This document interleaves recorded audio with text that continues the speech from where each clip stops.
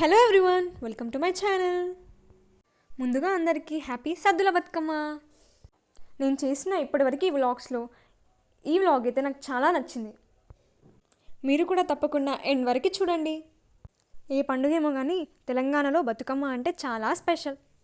ప్రతిసారి ఫాస్ట్గానే మా బతుకమ్మ కంప్లీట్ అయ్యేది, కానీ ఈసారి కాస్త లేట్ అయింది. మధ్యలో మామిడాకులతో డెకరేషన్ చేస్తే అబ్బా ఎంత బాగుంటుందో. ఫైనల్గా మా పెద్ద బతుకమ్మ అయితే కంప్లీట్ అయింది. ఇక నేను చిన్న బతుకమ్మని పే చేసుకున్నా. అది నేను ఆల్రెడీ షార్ట్లో పోస్ట్ చేశాను. ఈవినింగ్ సరస్వతి మాతను అలంకరించడానికి మా అమ్మ ఇలా అల్లింది. వాటిని ఏమంటారో మీకు తెలుసా? సాయంత్రం పూజలో అమ్మవారి దగ్గర పాట పాడాను.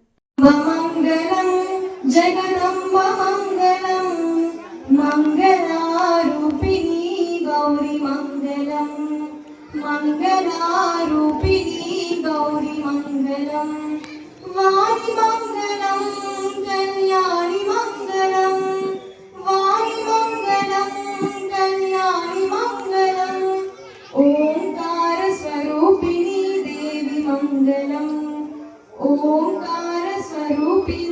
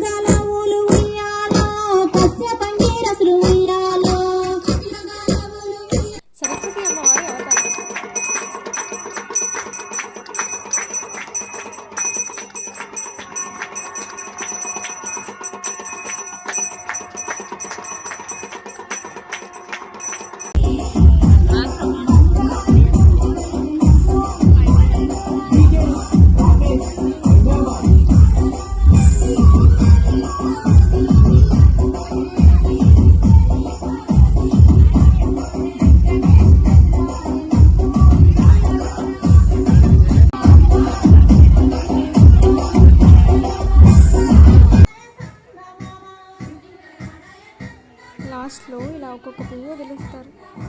ఇంకో వ్లాగ్లో మళ్ళీ కలుద్దాం.